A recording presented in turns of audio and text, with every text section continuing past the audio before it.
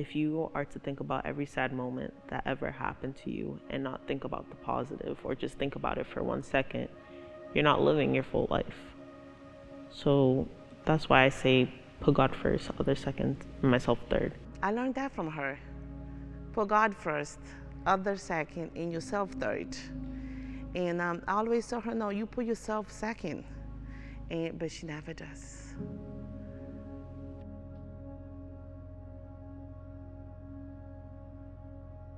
I was very scared.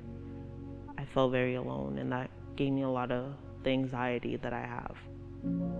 And then I took a moment and I was like, the person that did that to me did not get the best of me.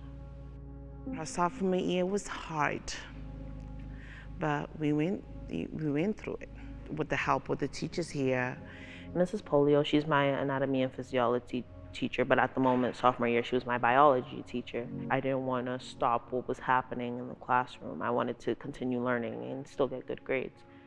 But even though I didn't express it, she saw it on my face. She told me to collect myself and think about what I'm feeling in that moment, and that she would still be there for me after class to help me.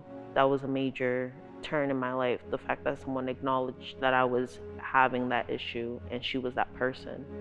I would tell her, thank you for everything that you've done for me. I probably haven't taken the moment to say that, but you did help me and you did make a change in my life, and I'm proud and I'm glad that I met you. My father is someone who I look up to, same as my mother. He always tells me to be overprepared than underprepared, which is something that I've carried with me my whole life.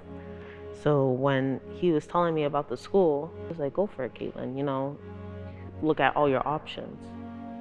So I did.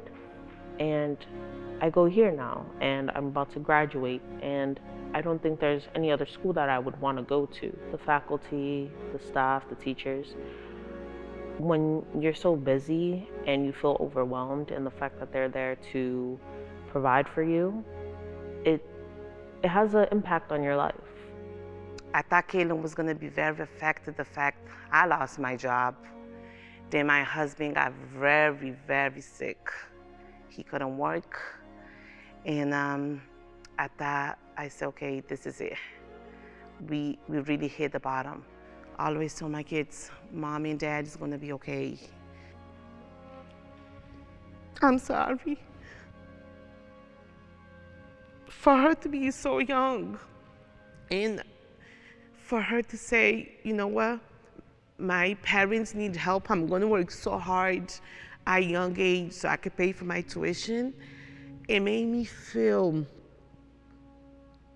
it was a big lift out of my shoulder.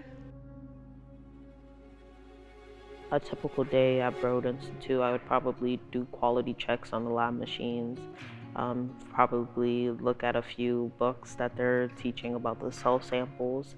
And my boss knew that I had work, so she would let me leave a little bit early so I could make it to the Boys and Girls Club when I traveled back.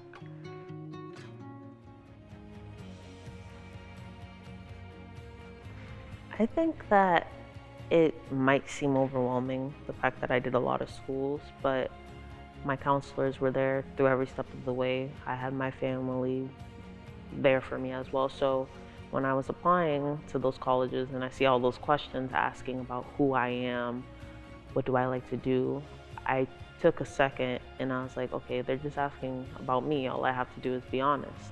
And the counselors, they reassured me. They're like, you got this. Take a moment, you answer those questions to the best of your ability, and you got this. I don't want you to think about all the bad that's gone in my life. I want you to see the happy me, the me that expresses herself, the one that likes to dance around and do fun things.